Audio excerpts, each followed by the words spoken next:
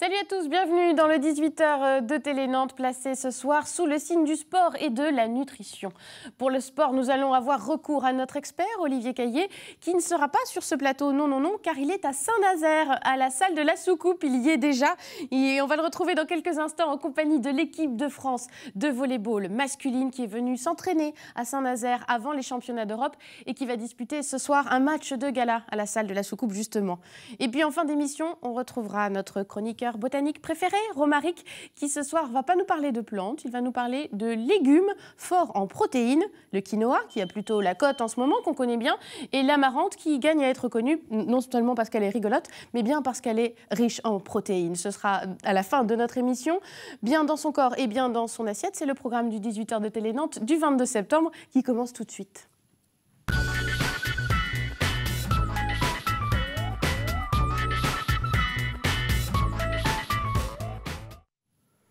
Et puis on se balade à Saint-Nazaire ce soir avec Olivier Caillé et Jean-Michel Naga derrière la caméra.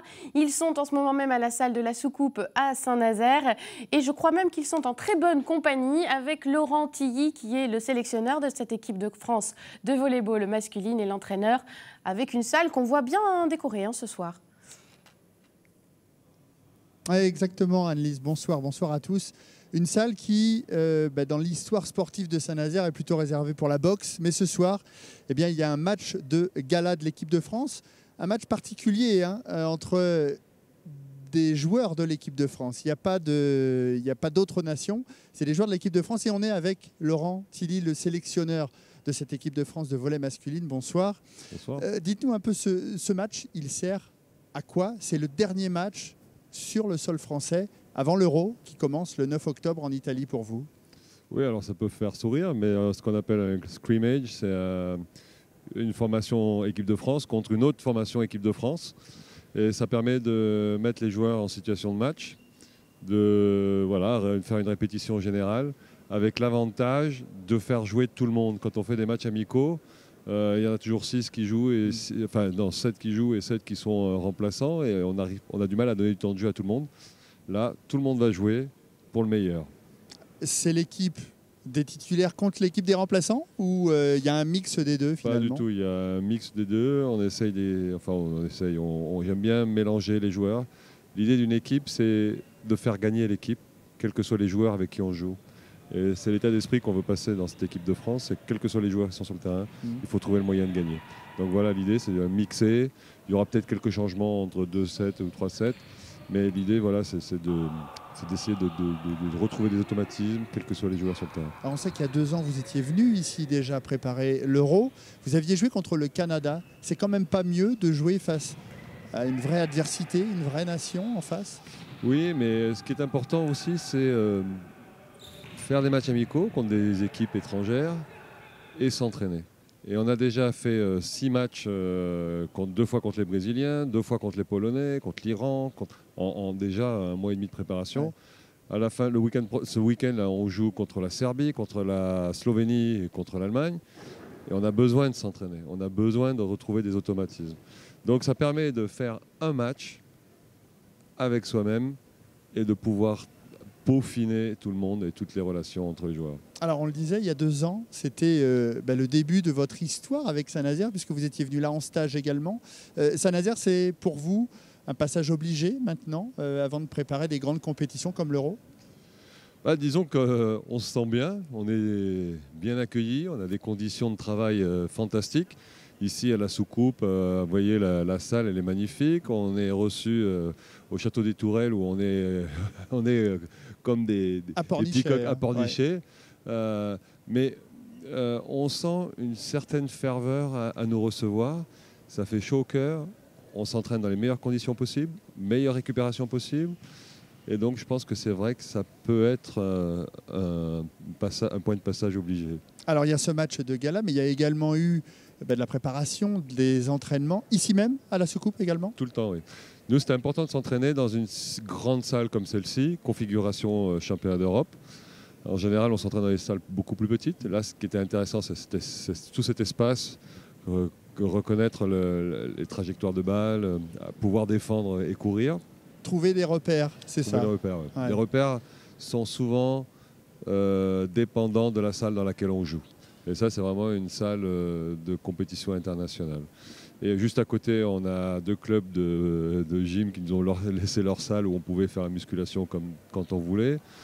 Donc vraiment, conditions parfaites pour se préparer. Alors de vraies bonnes conditions, Anne-Lise et Anne Judic, notre reportrice, est allée justement à l'arrivée des joueurs de l'équipe de volley, n'est-ce pas, il y a une semaine à peu près. Oui, c'est tout à fait ça. Alors, reportrice, vous avez féminisé, pourquoi pas. Anne Judic, notre journaliste en tout cas, avait rencontré l'équipe de France la semaine dernière et on va voir qu'ils ont été très bien accueillis, alors comme on l'a vu à la soucoupe, mais également dans leur hébergement à Pornichet. Jogging, basket et sac à dos, dans les salons du château des Tourelles, la présence des volleyeurs ne passe pas inaperçue. L'hôtel Thalasso 4 étoiles a adapté ses menus pour les sportifs et met également à disposition ses luxueux équipements de balnéothérapie. Ils ont accès à toute la partie espace hydromarin chez nous, mais en plus on fait pour eux en fait des séances de cryothérapie dans nos baignoires pour pouvoir, avec de l'eau glacée, entre 8 et 10 degrés, donc pas forcément effectivement agréable, mais pour les sportifs en matière de récupération c'est excellent et ça permet de pouvoir effectivement avoir les installations pour pouvoir les accueillir également sur la partie soins. Face à la mer, l'équipe de France peut se concentrer sur son grand objectif, la qualification au JO, et le cadre idyllique est un plus bien apprécié. C'est vraiment parfait d'être dans un cadre comme ça, avec la Thalasso, les super chambres, une belle salle, donc voilà. La salle, c'est la salle d'entraînement, située à 15 minutes de l'hôtel à Saint-Nazaire. On profite de la salle de la soucoupe, dans laquelle on a mis un Gerflor, un revêtement spécial pour le volleyball. Et ça nous permet de nous entraîner dans des conditions de grande compétition parce que la salle est très grande. Et donc du coup, on garde les repères des grandes salles de compétition. Samedi, l'entraînement est ouvert au public de 16h30 à 18h30. Un match de gala est programmé mardi prochain. L'ancien Nantais Jonas Saguenier espère y revoir des amis. Ça me fait toujours chaud au cœur quand on arrive à l'aéroport, que je reconnais à droite à gauche. Puis je pense que je vais revoir un peu de monde que j'avais côtoyé, du coup ça fait toujours plaisir. Après ce séjour sur notre côte, l'équipe de France s'envolera pour le championnat d'Europe en Italie et en Bulgarie. Voilà, il était question de mardi prochain dans ce reportage. On y est à mardi prochain, c'est ce soir le match de gala à 20h à la salle de la soucoupe où on va retrouver Olivier Caillé qui est toujours en présence de Laurent Tilly qui est l'entraîneur, le sélectionneur de cette équipe de France de volleyball masculine. On voit notre beau drapeau justement. Ah, il y en a même 2, Anne-Lise. Si Jean-Michel peut revenir, il y a même 2 drapeaux. Saint-Nazaire a tout prévu, le SNVBA. On verra tout à l'heure d'ailleurs Gilles Gosselin, le manager du SNVBA et l'organisateur de ce match de gala. Oui, on est encore avec Laurent Tilly parce que l'équipe de France, cet été, vous l'avez certainement suivi, a gagné sa première compétition, la Ligue mondiale. Qui réunit les meilleures équipes mondiales, hein, comme son nom l'indique.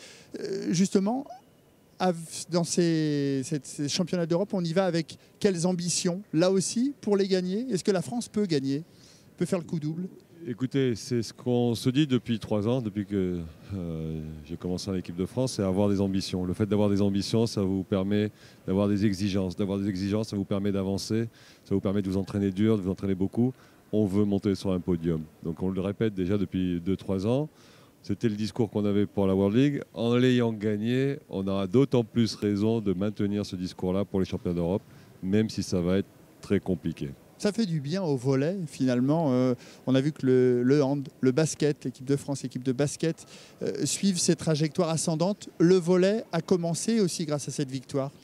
Oui, je crois qu'il y a une certaine émulation entre les différents sports collectifs. Ici en France, surtout les petits terrains comme basket, handball, volley. C'est important de suivre le train, puis ça veut dire que nous aussi, on veut notre place. Vous souffrez justement d'être un sport moins médiatisé que les autres? On ne souffre pas, c'est la réalité, c'est comme ça. Il y a plus de licenciés, il y a plus de concurrence, c'est comme ça. Mais ce n'est pas parce qu'on a moins de licenciés qu'on n'est pas aussi bon dans notre discipline et qu'on n'a pas envie de réussir. Et ce qu'il faut voir, c'est les moyens humains qu'on met. Enfin, quand je dis moyens humains, les joueurs, ce qu'ils mettent à l'entraînement. Sur la durée, on est à 140 journées de stage. Ça fait presque 5 mois. Donc ça prouve l'engagement par les actes pour réussir. Donc voilà que ça fait du bien, parce que ça fait passer la pilule.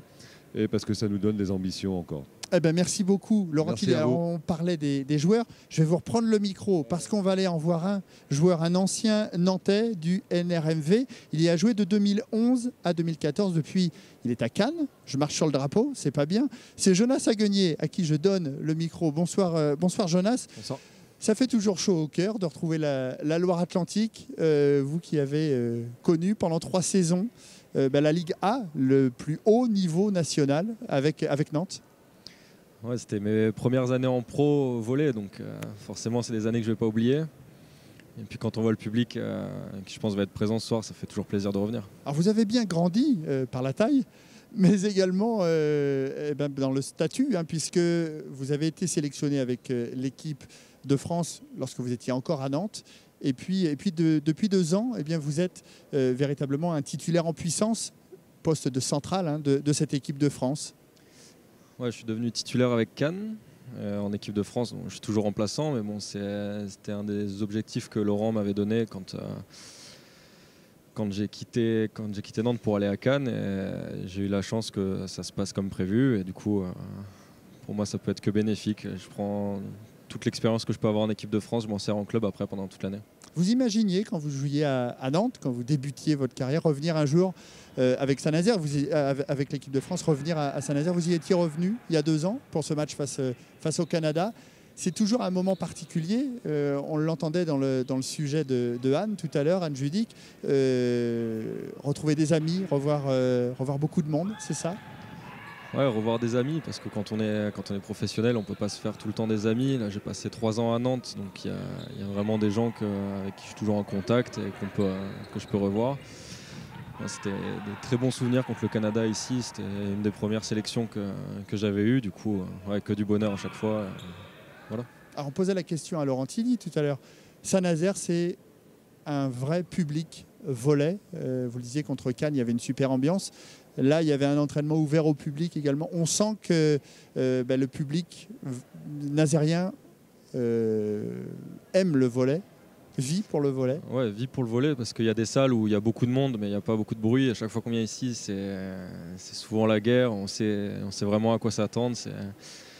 La salle où jouait Saint-Nazaire, c'était vraiment une petite salle, toujours remplie. Enfin, quand je venais avec Nantes, c'était les derbies. Du coup, c'était à Coubertin, juste à côté. Ouais. Ouais, c'était juste à côté. C'était tout le temps rempli. J'ai les oreilles qui sifflaient à la fin du match à chaque fois. Donc là, une salle un peu plus grande, on va voir comment ça va se passer. Match de gala, un petit pronostic ? Qui va gagner, votre équipe ou l'autre équipe ? Ouais, mon équipe, je pense. Parce que ça va peut-être être le match le plus important de la saison, parce que ceux qui vont gagner vont pouvoir rester avec les perdants encore pendant un mois qui reste à la préparation. Donc je pense qu'on va en entendre parler tous les jours à l'entraînement. Donc il faut faire attention à rester du bon côté du filet, quoi. La victoire en Ligue mondiale, justement, est-ce que vous sentez que le regard des gens sur vous, sur vos coéquipiers a changé ?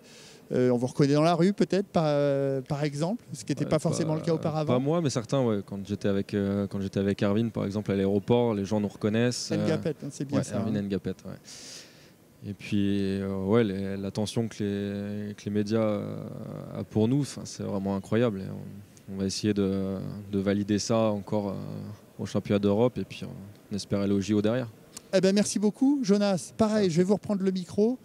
Je vous souhaite un très bon match. Et puis, on va aller voir Gilles Gosselin. Alors, pour tout vous dire, on ne sait pas trop où il est. Il est là-haut, Gilles Gosselin. Vous voyez, il prépare cette soirée, ce match de gala qui débutera à 20h. D'ailleurs, l'entrée est gratuite. Alors, je vais me retourner et je vais lui demander de venir. Voilà. Et puis, on va meubler un petit peu. Anne-Lise, vous voyez cette belle salle. Alors, on le disait, c'est une salle qui était réservée normalement à la boxe lors des grandes années de la boxe nazérienne. Et aujourd'hui, elle est ouverte au volley pour ce match de gala avec Gilles qui nous rejoint. Voilà le micro. Gilles Gosselin, donc manager du SNVBA qui nous a rejoint. Quelle organisation, Gilles, quand on aime bonsoir déjà, quand on aime le volley, on est servi ce soir, hein. Oui, on est servi, on est avant tout très fiers en tant que club et organisateur avec la Fédération française de volley de pouvoir proposer ce spectacle à tous les Nazériens et à tous les gens de la presqu'île. Alors c'est combien de bénévoles? Comment ça se passe en amont? Vous avez organisé ça depuis combien de temps? On y est depuis mi-avril, hein, donc ça fait plusieurs mois déjà qu'on est tous mobilisés avec 80 bénévoles. avec l'aide aussi de nos partenaires qui, sans eux, l'événement serait impossible. Hein. Donc la ville de Saint-Nazaire, le château des Tourelles et les sociétés Avis et Leclerc. Donc voilà, c'est une aventure. C'est une aventure et puis c'est surtout la projection du SNVBA en tant que club à mettre l'équipe de France dans les meilleures conditions et à être présent au niveau de l'élite du volley français. Le timing est bon finalement parce que Saint-Nazaire retombe en National 1. On va en reparler dans un instant, hein, ce coup dur lors de l'intersaison, passer de la Liga, le plus haut niveau à la National 1. Là, ça permet au volley, là, pour le coup national, international, eh bien, de vivre encore à Saint-Nazaire dans une ville qui est vraiment volley. Hein. Clairement, c'est ça. C'est que la ville de Saint-Nazaire et la presqu'île plus globalement, il y a un engouement volley sans commune mesure. Donc un coup dur pour le club. Je dirais qu'il y a eu une frustration, mais on a très vite passé ce cap-là en se projetant. Parce qu'on a un projet de retrouver l'élite du volley français dans les meilleurs délais, mais meilleurs délais veut aussi dire repenser, notamment économiquement. Et pour ça, je pense qu'on est sur la bonne voie. On a des partenaires qui nous sont fidèles, on a des partenaires qui nous suivent, qui amplifient leur soutien. Et puis on a aussi des dirigeants qui sont remarquables et on arrive aussi à amener un esprit entrepreneurial au sein de notre club. Et ça, je pense que c'est décisif pour la suite. Alors on va rappeler le SNVBA qui jouait depuis ces 2 dernières saisons en Liga masculine, qui a été rétrogradé administrativement, des problèmes financiers. Il y a eu des erreurs de commises justement sur ces 2 dernières saisons. Je pense pas, honnêtement. Je pense pas. Je pense que on a été rétrogradé parce qu'économiquement on n'avait pas les moyens de reproduire un budget suffisamment important pour performer en Liga et pas seulement pour y survivre. Donc la volonté du club, ça a été de rebondir là-dessus, de se repenser, de ne pas vouloir coûte que coûte rester en Liga, et puis de repartir plutôt en division élite, donc en 3e division, et de regravir les échelons petit à petit, mais avec un réel engouement, et je pense que le public nazérien le montrera encore ce soir. Vous attendez combien La salle sera pleine ? Ouais, je pense que la salle sera pleine, parce qu'on a fait en sorte que l'événement soit gratuit, accessible à tous, avec l'aide de la ville de Saint-Nazaire notamment. Donc voilà, on attend 3000 personnes et puis encore une fois, merci à tous nos partenaires vraiment parce que c'est grâce à eux que le SNVBA va retrouver le plus haut niveau. Juste un petit mot, on parlait à Jonas Agoni, il n'est même pas là sur les affiches. Pourquoi le local n'est pas là ? Alors ça c'est une excellente question. Je pense plutôt qu'il est pas là parce qu'au moment où ça s'est fait, la fédération était pas, le timing n'était pas bon. Mais vous parlez de joueurs locaux et je pense qu'effectivement il faut mettre ça en avant parce qu'il y a une filière de formation dans le département et notamment au SNVBA qui fait que on met en avant les meilleurs joueurs du coin et puis Jonas en est une des illustrations. Donc voilà, nous en tant que club on est très fiers d'accueillir l'équipe de France, très fiers de les accueillir de nouveau et on se projette avec eux dans la durée. Eh ben, merci beaucoup Gilles Gosselin. On rappelle 20h ce soir, l'entrée est gratuite, alors venez très nombreux à la soucoupe. Merci beaucoup Olivier Caillé, merci à Jean-Michel Naga qui était derrière la caméra et puis allez-y au match à la soucoupe, il n'y a rien à la télé je crois ce soir. De toute façon, allez applaudir l'équipe de France de volleyball que vous retrouverez après à partir du 9 octobre pour les championnats d'Europe. Ça se joue du 9 au 18 en Italie et en Bulgarie. Voilà, on leur souhaite bonne chance, on espère qu'ils arriveront au plus haut. Et il est toujours au plus haut, il est toujours au sommet, c'est Romaric Perruchot, notre chroniqueur botanique qui va nous rejoindre tout de suite.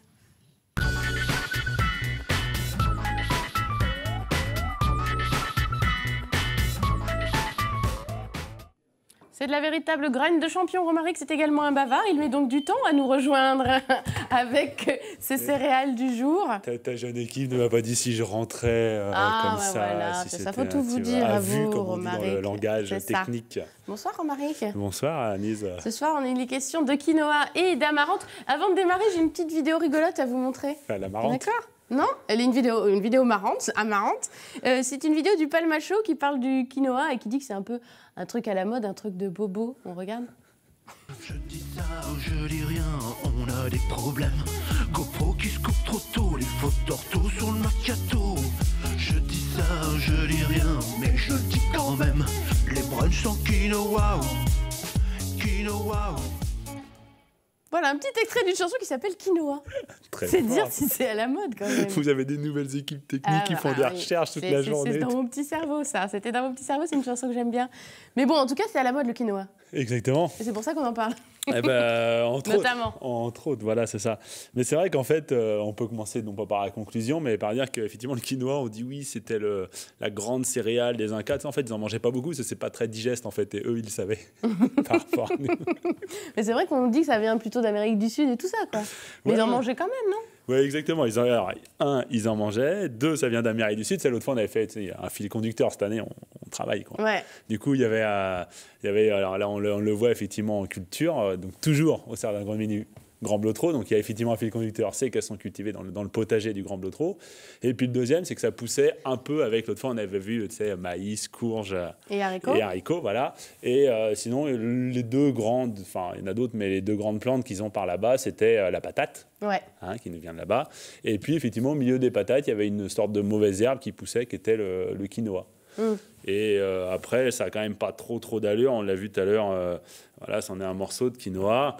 C'est pas une ça plante ressemble qui pas fait... trop à ce qu'on voit dans nos boîtes après, quoi. Si tu devines les petites graines, elles ne sont pas complètement mûres, mais on devine les petites graines à l'intérieur. Mais c'est surtout que ça ne fait pas une belle plante avec des gros fruits, tu vois, par rapport à une belle courge. Et donc, on ne peut pas dire que ce soit très séduisant, mais ils ont dû goûter et c'était comestible, en gros. Il y a quand même 2 petits problèmes. Alors, c'est juste la famille, c'est la même famille que l'épinard. Ouais, ah ouais. Ouais, tu vois les feuilles, je sais pas, on appelle les petites feuilles kénopodes, on appelle ça. En France, on a plein de mauvaises herbes qui ressemblent à ça, notamment le kénopode Bon-Henri.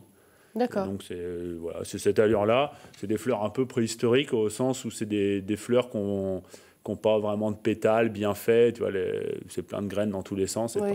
C'est pas bien organisé, quoi. Voilà, disons. c'est pas tout à fait. Voilà, mais bon. Et du coup, chez les kénopodes, voilà, si. Donc les graines, elles sont pas très bonnes. Autour, il y a ce qu'on appelle de la saponine. Saponine, ça ressemble à quel mot? Ça ressemble à saponine, non, à rien, à du savon. Exactement, bonne réponse. On m'a soufflé, j'avoue. Ah, d'accord. Bon, écoute. Moi, je l'avais pas là, donc c'est pour ça. C'est vrai, mais il y en a qui sont bons. En régie, il y en a qui ont fait un petit peu de latin ou de grec. Voilà, et du coup, effectivement, c'est la matière qui sert à faire le savon, qui mousse quand tu la... Voilà. Ouais. Et du coup, les graines sont entourées de saponine. Alors du coup, si tu les laves pas bien, ça donne un goût, tu vois, manger du savon, c'est Hermie Capitaine Haddock, sinon, c'est pas ce qu'il y a de meilleur. Et puis, surtout, et c'est ce qui n'a pas du tout plu aux missionnaires quand ils sont arrivés, c'est les missionnaires, quand ils sont arrivés, ils ont regardé les patates, ils ont dit, bon, on va prendre le maïs aussi. Et en fait, les graines, elles n'ont pas de gluten. Ouais. Avantage. Ah, la mode du gluten. Ouais. Voilà. La mode, on recomprend pourquoi le quinoa est à la mode, c'est parce que c'est aussi à la mode de manger sans gluten. Voilà, mais sauf que le problème, c'est que. Mais ça a mis du temps à nous arriver, enfin, je ne sais pas si vous allez en parler, mais le quinoa, ça fait pas très longtemps qu'on en mange quand même. Non, ça fait qu'une trentaine d'années, voilà. Ouais. Mais parce que justement, quand ça arrive, c'est le gluten. Nous, on dit maintenant un truc sans gluten, mais sauf que le problème, c'est que le gluten, c'est ce qui sert à faire le pain. C'est ça que ton pain, on dit que la farine, elle est panifiable, c'est-à-dire que ça va gonfler.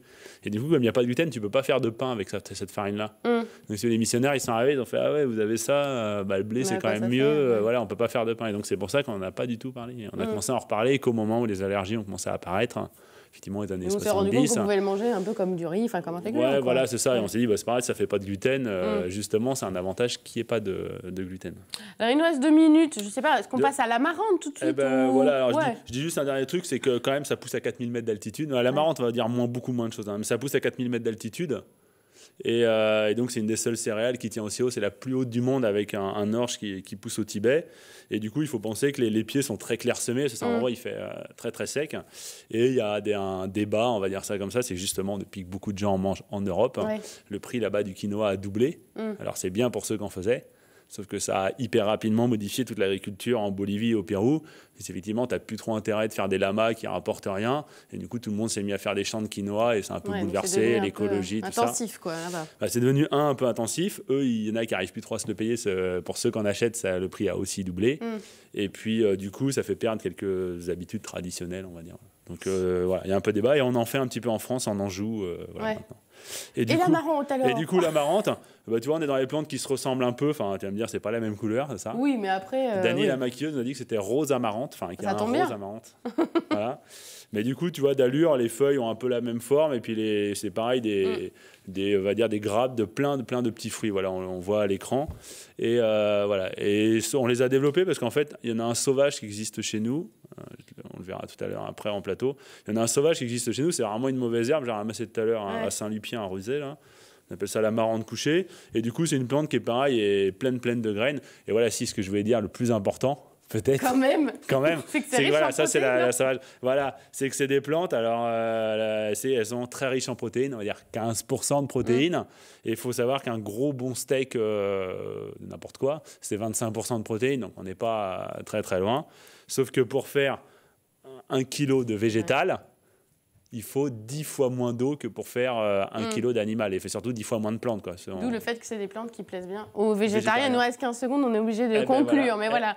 Ça fait des protéines à la place de la viande. Voilà, sur le quinoa et l'amarante qui peuvent remplacer un steak, finalement. Merci beaucoup, Romaric, pour ce nouveau cours de botanique. Et merci à vous de nous avoir suivis. À demain.